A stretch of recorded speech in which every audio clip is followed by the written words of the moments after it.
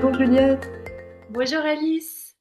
je suis très heureuse que tu aies accepté ma proposition d'échanger sur des conseils, des astuces, des trucs que tu pourrais donner aux parents qui se séparent et qui ont des enfants, donc, et sur comment les accompagner au mieux dans ce moment-là, qui est un moment de grand bouleversement pour les parents, évidemment, pour les enfants, Oui.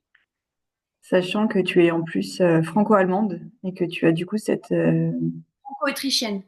franco-autrichienne, pardon. Voilà. Mais avec une connaissance de la culture allemande aussi, parce que je suis maman d'un petit garçon franco-allemand, pour le coup.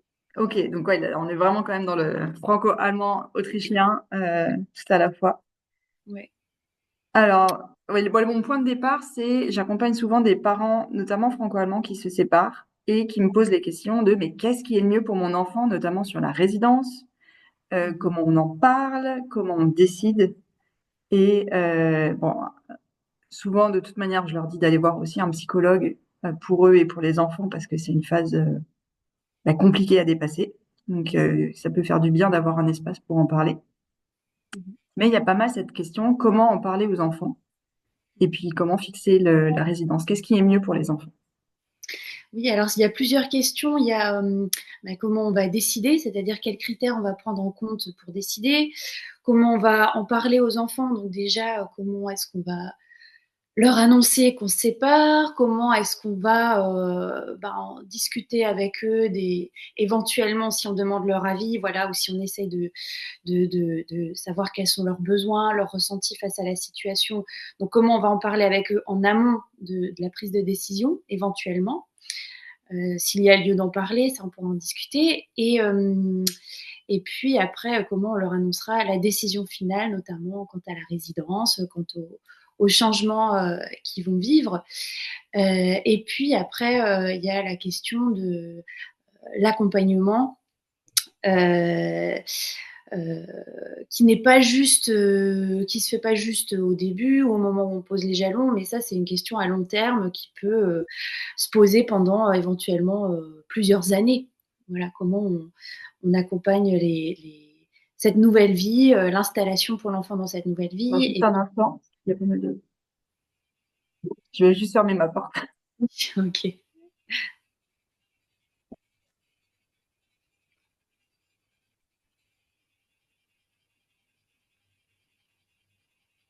Pardon. Donc, comment on accompagne l'installation dans cette nouvelle vie pour que cette transition se fasse aussi bien que possible pour l'enfant. Et puis ensuite, voilà, il y a aussi la question de la réévaluation des termes au fil des années. Éventuellement, si la résidence change, la situation des parents, l'âge de l'enfant, ses besoins. Voilà, donc c'est un sujet en réalité assez vaste. Mais et puis il y a la question aussi forcément de la double culture qui voilà, est aussi importante à prendre en compte parce que au-delà de l'aspect psychologique à proprement parler, il y a l'aspect culturel, sociologique aussi qui va teinter les relations de couple et en tout cas parentales, de coparentales franco-allemandes. Et donc bon, déjà peut-être qu'on peut commencer avec la question de l'annonce de la séparation. Ça, c'est en principe la première des choses dans l'ordre chronologique. Donc, ce qui va être important, ça, c'est des conseils un petit peu génériques qu'on a tendance à donner, qu'on trouve assez facilement, mais qui sont pas forcément toujours très très intuitifs pour les parents parce que quand on leur dit par exemple que c'est important de dire à l'enfant que la séparation n'est pas de sa faute. Voilà. Pour certains parents, ça peut sembler presque un peu bête parce que pour eux, c'est une évidence, quoi. Que, ils n'auraient même pas pensé à l'idée que l'enfant puisse penser ça. Mais il faut savoir qu'un enfant, alors ça va dépendre de l'âge, mais plus il est petit, plus il va être autocentré. et avoir tendance à penser que tout ce qui lui arrive, entre guillemets, voilà, qui va le faire souffrir ou qui va être compliqué ou qui va faire souffrir ses proches, il va toujours envisager la possibilité que ce soit de sa faute. Voilà, parce que un jour il a fait une bêtise, ses parents se sont disputés à cause de lui. Enfin voilà, il peut extrapoler des choses qui n'ont aucun sens pour les parents. Ou alors des fois, bah oui, quand la séparation fait suite à de nombreux conflits, et y compris des conflits autour de l'éducation, là, ça peut être, comment dire, plus clair finalement comme lien, hein, que l'enfant a pu Oui, et faire. puis la parentalité, c'est quand même un très très gros challenge. Et Mmh. effectivement, souvent, il y a des questions qui émergent au moment où on devient parent, C'est ça. des ressentis de soi-même aussi enfant qu'on n'a pas forcément encore travaillé et purgé, Mmh. qui reviennent à ce moment-là. Et il y a beaucoup de couples qui implosent au moment de la parentalité. Donc oui, que l'enfant puisse penser que il est responsable de la séparation de ses parents, Mmh. ça paraît assez simple à concevoir finalement. Mais effectivement, donc dire à l'enfant, c'est pas ta faute, Voilà, c'est pas c'est ça. Donc bien le lui expliquer avec des termes très simples, hein, et appropriés à son âge. Et puis aussi, quand on parle du fait que souvent ce qui est amené, c'est que les parents disent voilà, on ne s'aime plus, on n'est plus amoureux. Euh, Aussi quand l'enfant, surtout il est plus jeune, voilà, un adolescent, on va pas avoir besoin de lui expliquer de la même manière, mais ça va être important d'expliquer à un enfant petit les différents types d'amour, pour que l'enfant comprenne que c'est pas parce que, enfin que l'amour dans un couple, l'amour romantique, conjugal, tout ça, ça peut se modifier à travers le temps, et puis ça peut s'arrêter aussi. Et que par contre, l'amour d'un parent pour son enfant, c'est pas la même chose. Et voilà, les parents aimeront toujours leur enfant, voilà, quoi qu'il arrive, et que le lien parent-enfant n'a pas la même fragilité finalement qu'un lien de couple. Voilà, pour le rassurer aussi sur comment dire, lui permettre une sécurité affective qui peut être un peu ébranlée, un peu ou beaucoup, voilà, ça dépend de la situation, par cet événement qui déjà va venir modifier beaucoup de choses de la vie quotidienne de l'enfant, et puis de tout ce qui constitue un peu son univers dans lequel il se sent a priori en sécurité. Je dis a priori parce mmh. que il se peut aussi que, enfin pour certains enfants, l'annonce du divorce ou de la séparation est aussi un soulagement quand ça a été très compliqué avant et que justement tout le monde était malheureux. Voilà, donc tout ce que je dis est un peu à nuancer parce que on est toujours sur du cas par cas. Ouais, après, c'est vrai que ça reste quand même dans la construction de l'enfant une fondation, une base sur laquelle le reste a été construit. Mes parents sont en couple, je Mmh. suis née de ce couple, et la famille, c'est ce couple et les enfants et le logement, éventuellement les animaux, etc. Donc c'est vrai que quand le couple pardon, conjugal s'arrête, Mmh. les enfants peuvent se dire, mais est-ce que tout le reste ne risque pas aussi de s'arrêter finalement?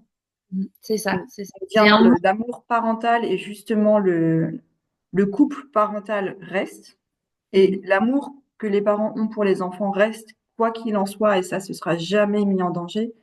Mm. Mmh. Le redire. Donc le redire, et puis après aussi bah, essayer de l'incarner, parce que Mm. c'est pas évident quand on. Alors bien sûr que les parents, dans 99,9% des cas, continuent à aimer leur enfant. La question ne se pose pas pour eux. Mais ils peuvent avoir beaucoup de mal à le montrer et à l'exprimer, voilà, dans des périodes où bah, ils sont très fragilisés. Mm. Très Surtout si fragilisés. l'enfant fait penser à l'autre parent. Ah, ça, c'est, oui, ça peut être pour certaines personnes très difficile à surmonter.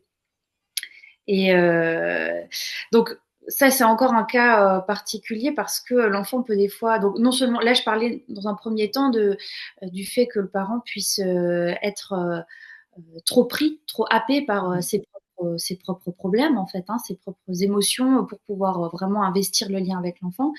Mais après, c'est sûr qu'il y a aussi des cas où carrément bah, l'enfant peut venir réveiller des affects, même de l'agressivité ou de la colère, même voilà, sans que ce soit vraiment assumé par le parent, parce que lui-même se dit mais non, c'est n'importe quoi, c'est Mm. Mais voilà, c'est plus fort que soi. Et là, c'est très important de.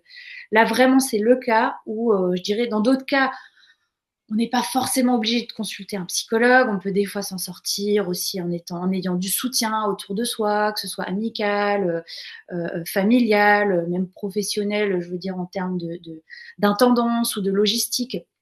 Mais, là, vraiment, le cas que tu évoques, où un parent réagit négativement ou émotionnellement de manière compliquée parce que son enfant lui fait penser à l'autre parent, là, c'est important d'aller consulter. Parce que ça, c'est des choses qu'on peut difficilement dénouer soi-même. Et si elles peuvent peut-être se dénouer avec le temps, des fois, c'est un temps précieux qui peut avoir été perdu. Parce que les premiers temps après la séparation, c'est quand même la période où l'enfant va avoir beaucoup besoin de soutien, de présence et justement de ressentir cet amour et cette resécurisation autour de lui. Ouais, cette réassurance. Il vaut mieux consulter vite avant de créer des blessures profondes à ses enfants. Et C'est si on ça. fera forcément des blessures à ses enfants, hein, c'est pas évitable, même en étant les meilleurs parents du monde, mais en tout cas, on peut quand même en éviter un certain nombre Bien et des sûr. trucs. Donc on a parlé de là de l'annonce de la séparation. Comment est-ce que les parents peuvent parler de leurs propres émotions? Mhm. Parce que les enfants ressentent les choses. Donc ils vont ressentir qu'un parent est complètement, il va passer dans la phase du deuil, donc il y aura l'énorme tristesse, il y aura une grande colère, un moment, dirigée contre lui-même et dirigée contre l'autre parent. Et ça, les enfants le ressentent. Mhm. Comment les parents peuvent en parler à leur enfant Mhm. pour que ben, l'enfant puisse comprendre, puisse décrypter, mais sans que l'enfant soit posé dans un conflit de loyauté entre ah ben maman et le bourreau de papa ou ce genre de choses. Ouais, alors ça, déjà le fait de parler de ses émotions et de les montrer, c'est toujours un peu délicat pour les parents parce que il s'agit de trouver un équilibre entre ne rien montrer et puis faire semblant parce que ça c'est pas du tout constructif. Comme tu le disais très bien, les enfants le ressentent et puis ils ont besoin d'authenticité, ils ont besoin d'un lien vrai quand même avec leurs parents. Et un parent qui fait semblant que tout va bien alors que ça va mal, ça va juste rajouter une dose d'incompréhension pour l'enfant et D'angoisse. ouais, d'angoisse et de sentiment de solitude aussi. Mm. Parce que finalement, ça brise le lien. Il y a quelque chose de faux dans le lien. Et puis donc trouver un équilibre entre cet écueil-là et puis l'écueil de tout déverser, ce qui est pas bon non plus pour l'enfant parce que voilà, il peut vite avoir tendance à tout prendre sur ses épaules et puis à se faire beaucoup de soucis pour son parent alors que c'est pas sa place. Non. Donc je dirais que ce qui est important de communiquer à l'enfant, c'est que voilà, dire qu'on ressent des émotions fortes, qu'on est parfois triste, qu'on est parfois en colère, parce que voilà, il y a des choses qui se passent pas comme on aurait aimé que ça se passe, mais que une chose est sûre, voilà, ça c'est sûr, faut le dire si c'est dans l'idéal, faut le dire si c'est vrai, mais voilà, là tu bon, dans les situations que toi tu rencontres ou les personnes que tu accompagnes, puisque c'est des personnes qui cherchent une médiation, pour ces personnes-là, c'est vrai. Elles ont envie, il faut dire aux enfants qu'on a envie de trouver une solution qui va être bien pour lui et que pour que lui puisse garder un lien avec son papa et avec sa maman, ou ses deux papas, ses deux mamans éventuellement, euh, et que l'enfant comprenne bien qu'il n'a pas à faire de choix, que malgré Mm. les émotions difficiles, que les parents sont conscients que ce sont leurs propres émotions et que ils n'en voudront jamais à l'enfant d'aimer l'autre parent, même si eux sont en colère. Mm. Donc Dire que aussi, ça va passer aussi. Ces ouais, émotions, cette profonde tristesse et cette profonde colère sont c'est difficiles pour le moment et que le parent sait quand même que ça va passer et qu'il travaille à créer un avenir dans lequel les choses seront positives pour tout le monde. C'est ça. Et ça, c'est important ce que tu dis, qu'il travaille à. Dire à l'enfant que voilà, alors soit, bah, voilà, si c'est dans le cadre d'une médiation, on se rencontre avec l'autre parent, tu sais, pour essayer de discuter entre adultes et trouver des solutions pour que tout ça, passe plus vite et que tout aille mieux. Ou alors, individuellement dire: «Là, c'est très difficile pour moi, mais tu sais, je vais voir des adultes, qui m'aident».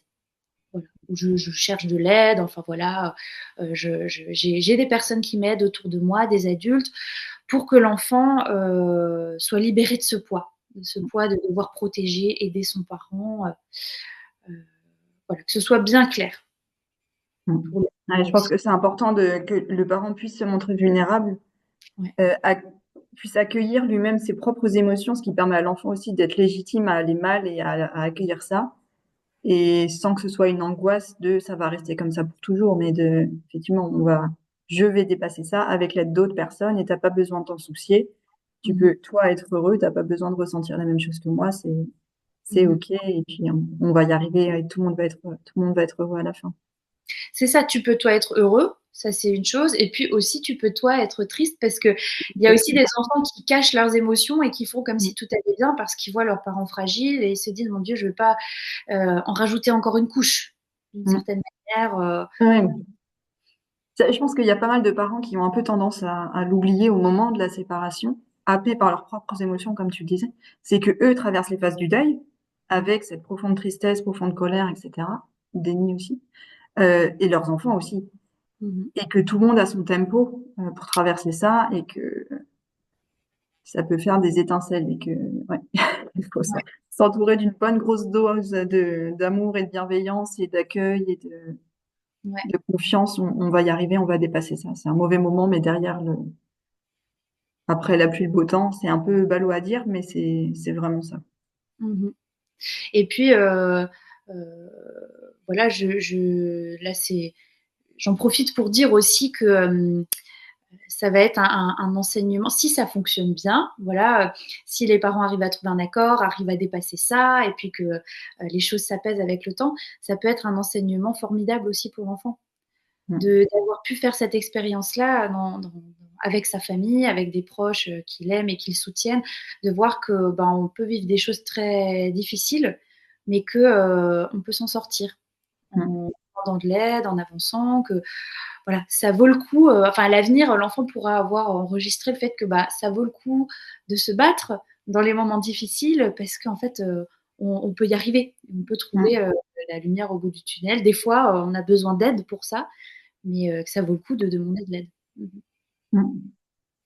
Ouais, avec responsabilité et respect, on Mhm. peut réussir à dépasser ça. Ok. Ouais. Est-ce que tu as une idée sur la résidence de l'enfant? Parce que c'est une question que les parents me posent assez souvent. Genre, Ouais. mais qu'est-ce qui est le mieux pour l'enfant? Et ben ça, alors, oui, j'ai des idées, mais disons que c'est des idées qui vont être à nuancer vraiment au cas par cas. Parce que chaque situation est complètement singulière. Et déjà, ce qui va être, enfin, l'idée importante de base, c'est que l'intérêt de l'enfant est intimement lié, noué à l'intérêt de ses parents. Surtout, enfin, c'est d'autant plus vrai qu'il est petit. Après, quand il devient adolescent, tout ça, jeune adulte, c'est encore différent. Mais enfin, c'est encore vrai, mais peut-être de moins en moins, il va avoir de plus en plus sa propre vie indépendante de ses parents. Mais étant petit, voilà, ce qui va faire du bien à l'enfant de manière générale, c'est que de voir ses deux parents bien dans une situation. Et l'enfant va pouvoir s'y adapter, bien sûr. Dans, il va pouvoir s'adapter à une situation qui est convenable pour lui quand même. Hein. On va réfléchir aussi au bien-être de l'enfant et à ses besoins, mais c'est pas la peine de prendre une décision en se disant ah j'ai lu que ça c'était bien pour un enfant de tel âge, alors que les deux parents sont pas du tout à l'aise avec les réorganisations que ça implique. C'est sûr que pour leur enfant, il y a tout à parier que ça sera pas bien vécu, en tout cas, et finalement que ça risque d'exploser ou de créer d'autres problèmes. Donc ça, là, Imaginons que les parents vivent bien, peu importe le modèle choisi, donc que ce soit plutôt une résidence alternée, une résidence principale.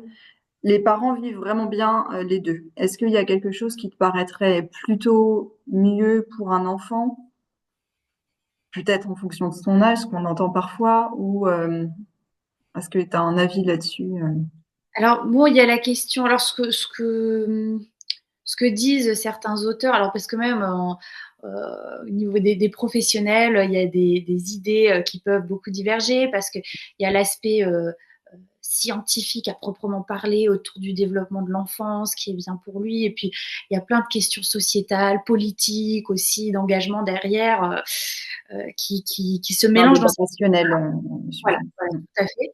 Mais c'est vrai qu'on dit en principe que pour un enfant, plus il est petit, plus, comment dire, enfin, moins la garde alternée sera adaptée, dans le sens où on se base sur la théorie de l'attachement et sur l'idée que bah, c'est important que l'enfant puisse rester avec une figure d'attachement principale sans en être séparé trop longtemps.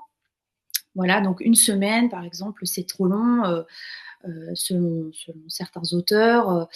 Alors là, il pourrait y avoir un coup la réflexion de dire, OK, une semaine, c'est trop long, donc une alternance en 2, 2, 3. C'est ça, et c'est pour ça qu'il y a eu cette modalité-là de 2-2-3 qui s'est un petit peu démocratisée, j'ai l'impression quand même, ces dernières années. En tout cas, moi, je le rencontre assez souvent. Donc il y a cette possibilité-là effectivement, mais bon, en tout cas, quand un enfant est petit, c'est vrai qu'il a plus besoin que un enfant plus grand d'un environnement fixe, de quelque chose qui va pouvoir le sécuriser, euh, comment dire, oui, lui apporter une prévisibilité au quotidien, parce qu'un enfant petit, disons, avant 3-4 ans, a beaucoup de mal encore à, comment dire, à comprendre les choses qui vont être dans du temps plus long ou qui vont lui demander de réfléchir sur des temps longs comme les vacances scolaires, où peut-être il peut y avoir des séparations d'un mois ou même 2 fois 2 semaines. Voilà. Ça Ouais, mais c'est ça tout l'enjeu, c'est d'équilibrer ce que tu disais, la fixité ou la stabilité des lieux pour l'enfant et de l'attachement aussi, avec cette possibilité de voir régulièrement les deux parents, Mhm. qui a priori n'habitent plus ensemble. Et est-ce que là, toi, tu as pu voir peut-être à travers des enfants que tu accompagnes, ce qui peut être le plus difficile ou le plus soulageant pour eux entre être dans un ballottement fréquent d'une maison à une autre, d'un parent à un autre, ou être plutôt avec un point fixe plus constant, mais de voir moins l'autre parent. Alors, moi, j'ai pas perçu de tendance claire. Franchement, c'est pour ça que j'ai encore une fois l'impression que c'est vraiment du cas par cas et que parce que même cette idée d'une figure d'attachement, voilà, dont l'enfant serait pas séparé trop longtemps. Oui, alors dans cette façon de voir là, on considère que la mère est la figure d'attachement principale. Voilà, et qu'il faudrait pas que l'enfant en soit séparé trop longtemps. Mais il y a de plus en plus, enfin, disons que les modèles familiaux changent, les pères sont aussi de plus en plus impliqués, de plus en plus présents, et c'est pas garanti que la mère soit la figure d'attachement principale. On sait aussi que les enfants peuvent développer des liens d'attachement avec différentes personnes, et en fait, il peut tout autant souffrir de ne pas voir son père que de ne pas voir sa mère. Donc voilà, Ou les c'est grands-parents, ou tous les un nounou qui va avoir été un moment fixe aussi. Ouais, c'est ça. Donc, c'est pas forcément, enfin, c'est à prendre avec des pincettes parce que ces théories-là, c'est des théories qui doivent s'adapter. Comment dire? C'est des théories qui doivent être au service de la réalité et de la pratique, et c'est pas les pratiques et les décisions qui doivent être faites en fonction de la théorie. Tu vois, c'est même à réévaluer pour chaque situation. Et puis après, ce qu'on dit aussi, par contre, au niveau statistique, a priori, on sait que des enfants qui sont en garde alternée, à long terme, ils garderont un meilleur lien avec leur, enfin, leur deuxième parent, on va dire souvent le père quand même. Hein, voilà, c'est plutôt lui qui serait euh, que l'enfant verrait moins s'ils n'étaient pas en garde alternée. Donc, qui garde à long terme un meilleur lien ou plus de lien avec le père que quand la garde est en garde seulement voilà, un week-end sur deux, c'est garde exclusive, je crois, le terme. Bah, on dit résidence principale plutôt. On parle plus trop de garde. D'accord, d'accord. Mais Pardon. c'est un terme qui est encore très utilisé dans le Ouais, langage commun, mais au niveau juridique, on parle de responsabilité parentale et résidence habituelle. ok. Voilà, Et la résidence habituelle va être chez la maman avec un droit de visite et d'hébergement, comme je dis.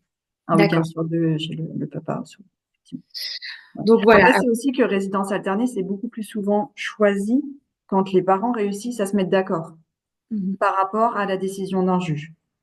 C'est mhm, plus rare qu'un juge ordonne une résidence alternée. Et donc, évidemment, a priori, s'ils ont réussi à se mettre d'accord, les parents, c'est que la relation est meilleure entre eux et que pour les petits enfants, c'est plus simple de vivre sereinement leur attachement à chacun des parents parce qu'ils mhm. se sentent pas justement en conflit de loyauté et qu'ils ils ont vraiment cette sérénité dans l'attachement au lien, ouais, cette sérénité dans l'attachement à chaque parent, dans ce Voilà, lien possible à chaque parent.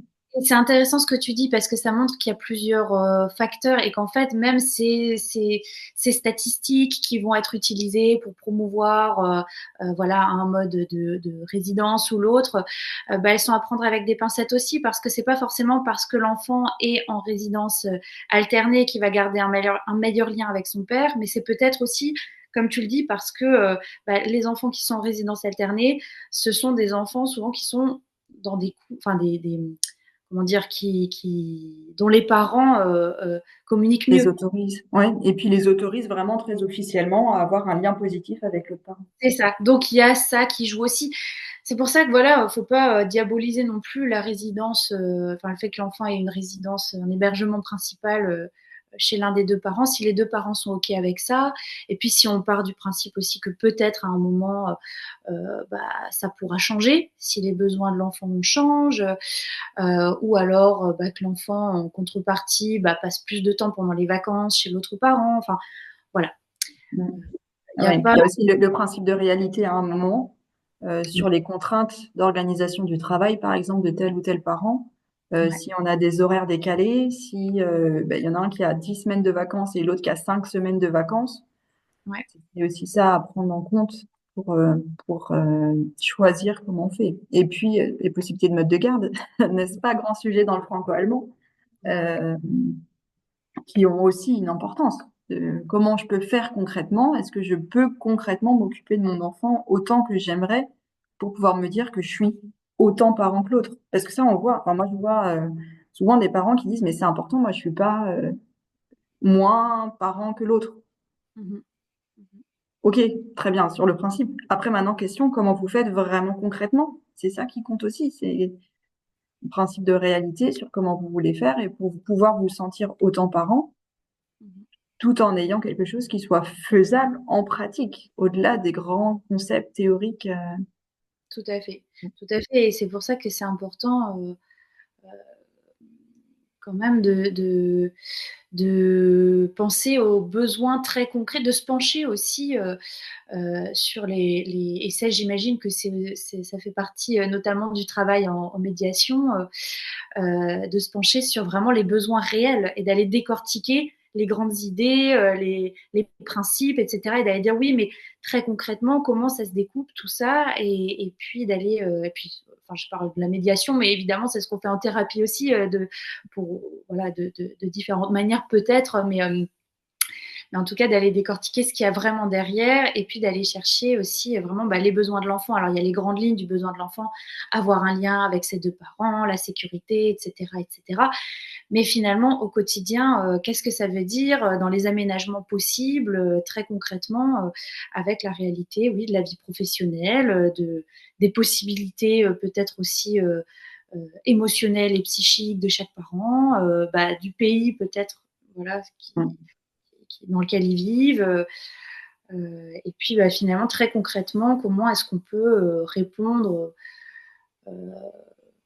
essayer de répondre au mieux aux besoins de chacun Ouais, mais avec. effectivement, en médiation, hein, moi, c'est ce que je fais avec les personnes que j'accompagne, c'est voir, prendre conscience de ce qu'on se met soi-même comme pression Mm, pour être un bon parent. mm, Pour moi, c'est quoi être un bon parent? Qu'est-ce que je dois faire ou avoir ou être pour pouvoir me dire que j'ai été un bon parent, que j'ai été le parent que je voulais être pour mes enfants? mm, Et ça, c'est très différent entre la France et l'Allemagne et entre hommes et femmes. mm, Et très concrètement, comment ça peut être faisable? Et est-ce que ça semble bien pour mon enfant aussi par rapport à ses besoins à lui et notamment ce que tu as évoqué, la sécurité émotionnelle, affective et du coup une certaine forme de bah, projection mais qui soit relativement régulière et le lien avec les deux parents et avec d'autres personnes aussi mm. et avec d'autres personnes aussi et avec les copains et Ah ouais. avec potentiellement les grands-parents, avec d'autres personnes qui font, ouais, qui sont des figures importantes.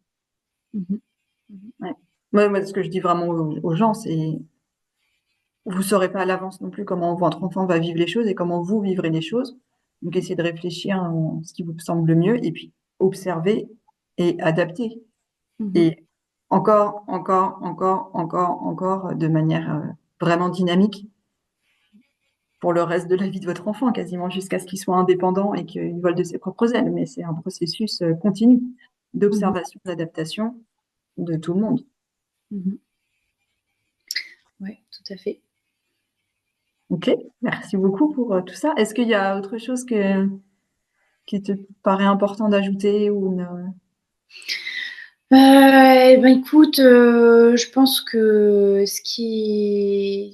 l'idée que j'aimerais faire passer, c'est vraiment que c'est important euh, que les parents prennent soin d'eux, dans le sens où vraiment ils essayent de se confronter à ce qui se passe à l'intérieur d'eux-mêmes. Vraiment qu'ils prennent ça à bras le corps, individuellement aussi, bien sûr ensemble, mais aussi individuellement, euh, pour pouvoir décharger leur enfant de ça, parce que c'est grâce à ça que l'enfant va pas être, enfin c'est principalement grâce à ça que l'enfant va éviter le conflit de loyauté, enfin qu'on va lui éviter le conflit de loyauté. Si chaque parent prend la responsabilité de ce qui se passe à l'intérieur de lui, on va éviter euh, à l'enfant d'être mis dans une situation où il va être parentifié, c'est-à-dire qu'il va prendre le rôle de figure réconfortante pour son parent, en fait, où les rôles vont s'inverser, et que à ce moment-là, il va s'interdire d'être en lien avec l'autre parent éventuellement, ou, carrément être en lien avec l'autre parent, mais le cacher au premier parent et faire la même chose avec l'autre parent. Voilà, des fois, ça devient des situations très, très alambiquées. Donc, voilà, que chaque parent n'hésite pas à demander de l'aide, parce que des fois, c'est très difficile. Ça peut être un divorce, ça peut être, on peut vivre on peut avoir le sentiment d'être comme au bord d'une falaise face au vide. On peut vivre des choses très très très douloureuses et angoissantes.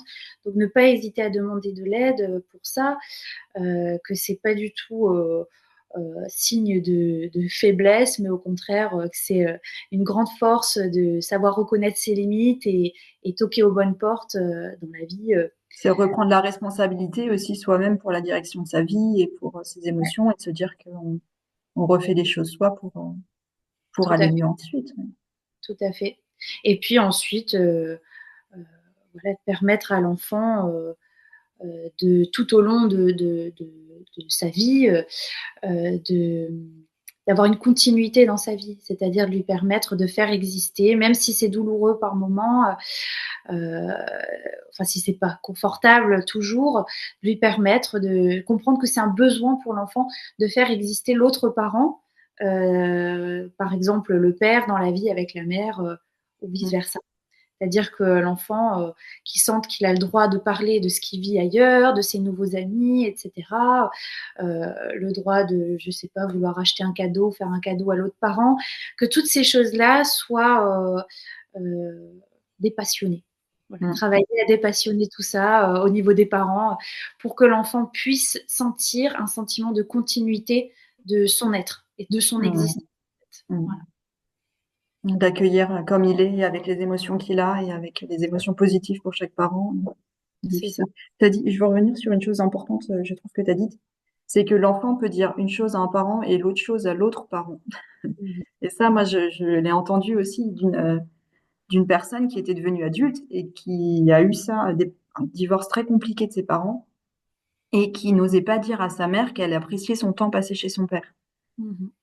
Parce qu'elle se sentait pas autorisée à ça, parce qu'elle pensait que ce qui ferait du bien à sa mère, ce serait d'entendre que, bah non, c'était vraiment très ennuyant chez papa, et vraiment, ah non, vraiment, tu m'as manqué, j'aurais tellement aimé être avec toi tout le temps. Et elle me disait, mais c'était pas vrai, non? Moi, j'étais contente chez mon père. En plus, il me gâtait parce que il me voyait moins souvent, que c'était important pour lui que ça se passe bien, voilà, donc j'étais pour y gâter, c'était génial. Mais je n'osais pas du tout le dire à ma maman. Et ça, c'est attention, attention vraiment, parce que vos enfants peuvent avoir tendance à vous dire ce que vous voulez entendre, parce qu'ils pensent que c'est ainsi qu'ils vous feront du bien. D'où le prendre la responsabilité de ses émotions, dire qu'on y travaille soi et que l'enfant n'a pas besoin de prendre soin de nous et que c'est OK qu'il soit très heureux, même si ça peut être difficile pour nous, c'est quand même OK. Et que on serait très heureux, au contraire, que notre enfant soit le plus heureux possible aussi avec le parent. Oui, c'est ça. Le lui dire, même si on est en conflit avec l'autre parent, dire moi je suis en conflit avec ton père ou ta mère, mais en fait, pour toi, j'espère que tu pourras avoir un lien avec lui ou elle parce que c'est quelque chose qui peut être qui est très important dans la vie et qui peut apporter vraiment une énorme richesse d'avoir un lien fort avec ses deux parents. C'est une grande chance quand ça peut exister. Donc, je te souhaite que ça se passe bien avec l'autre parent, même si actuellement, voilà, comme tu le disais, on peut rajouter vraiment l'idée que c'est actuellement et que ça pourrait aller mieux, hein, même si actuellement, moi, je suis en colère contre lui. Merci beaucoup. Et ben, Je je pense t'en que prie, ça va merci être pour ton très invitation. utile. À bientôt. À bientôt.